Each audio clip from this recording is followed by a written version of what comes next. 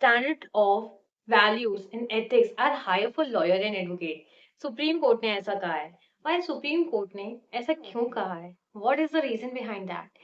Advocate ने plea क्यों file की थी फ्रॉम द तेलंगाना कि मेरा कैंडिडेचर क्यों डिस्क्वालीफाई किया गया है? ये सारे सवाल सुप्रीम कोर्ट में उठे। वेल द क्वेश्चन इज, अगर कोई एडवोकेट के खिलाफ क्रिमिनल केसेस फाइल है तो क्या वो स्टेट बार का इलेक्शन लड़ सकता है या नहीं लड़ सकता है? सुप्रीम कोर्ट ने एथिकल वैल्यूज के बारे में क्यों बात की है? क्यों कहा है कि standard of ethical values are higher for advocates and lawyers than a normal person?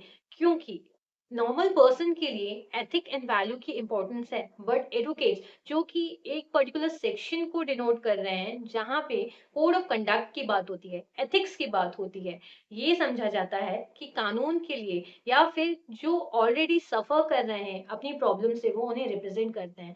So standard of ethics and values are higher for advocates and lawyers, ऐसा सुप्रीम कोर्ट ने कहा है। वेल द रीजन क्यों है ऐसा बोलने का? क्योंकि एडवोकेट के स्टेट बार के इलेक्शन की कैंडिडेचर को कैंसिल किया गया इन तेलंगाना। तो तेलंगाना से ये सवाल उठ के आया सुप्रीम कोर्ट में कि मेरे खिलाफ सिर्फ एक क्रिमिनल केसेस पेंडिंग है, तो आपने ये एक्शन क्यों लिया कि मेरा इलेक्शन से नाम ही डिस्क्वालीफाई कर दिया?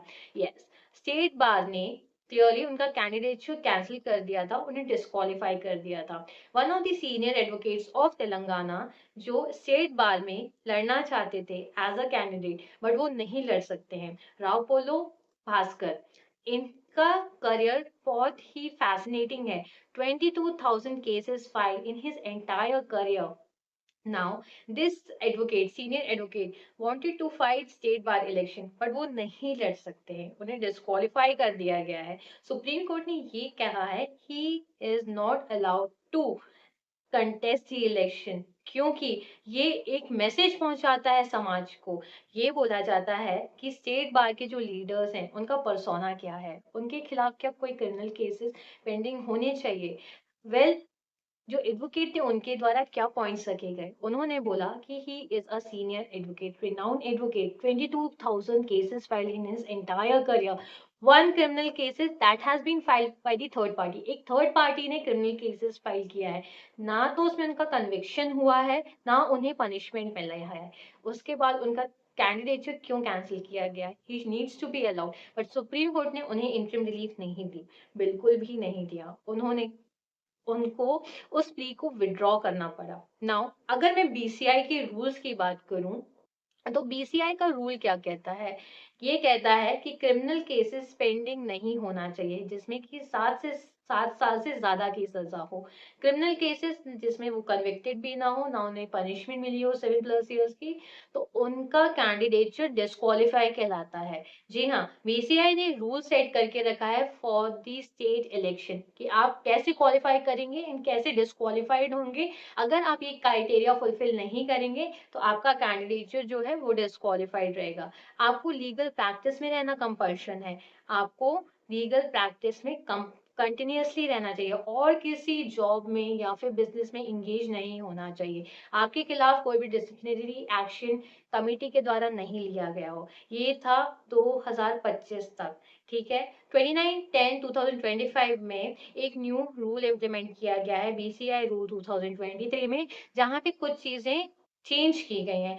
अब प्रेजेंट में ये बोला गया है कि 2 या 2 से ज्यादा क्रिमिनल केसेस पेंडिंग नहीं होने चाहिए किसी भी एडवोकेट्स के खिलाफ, या तो उनको उसमें पनिशमेंट भी नहीं मिलनी चाहिए एंड उनका कन्विक्शन भी नहीं होना चाहिए। ठीक है, यहाँ पे एम्पावर किया गया टू एडवोकेट्स, उन्हें एक एम्पावरमेंट प्रोवाइड की गई कि आप रिटर्निंग ऑफिसर के डिसीजन को चैलेंज कर सकते हैं, आप अपील कर सकते हैं सेंट्रल इलेक्शन ट्रिब्यूनल में विद इन 3 डेज, एंड इनका जो फाइनल एक आउटकम होगा वो बाइंडिंग होगा to safeguard procedural ethics and standards. अब एक एडवोकेट की जिम्मेदारी होती है कि वो एक सोसाइटी को रिप्रेजेंट कर रहे हैं, so he needs to follow certain standards. आप डिसिप्लिनरी कमिटी की जो एक्शंस हैं, अगर डिसिप्लिनरी कमिटी ने आपके खिलाफ कोई एक्शन लिया है तो आप तब भी डिस्क्वालीफाइड होंगे। आपको लीगल प्रैक्टिस में रहना कंपल्शन है, अगर आप लीगल प्रैक्टिस में नहीं है तब भी आप डिस्क्वालीफाइड रहेंगे। अगर आप एज एन एक्सपर्ट विटनेस या फिर हैंड राइटिंग एक्सपर्ट की तरह रिप्रेजेंट कर रहे हैं या फिर किसी केस में किसी विटनेस के तौर पे आ रहे हैं, तो तभी आपका जो स्टेट बार इलेक्शन का क्राइटेरिया है वो फुलफिल नहीं हो पा रहा है, आप डिस्क्वालिफाइड रहेंगे क्योंकि आप इम्पार्शियल नहीं रहेंगे। एंड सोसाइटी में एक impartiality is important to represent for representation. So this was the important thing that I need to address. But यहाँ पे एक हाईलाइटेड पॉइंट ये है कि सुप्रीम कोर्ट में ये पॉइंट रखा गया था कि एक पर्टिकुलर एक क्रिमिनल केस उनके खिलाफ पेंडिंग था।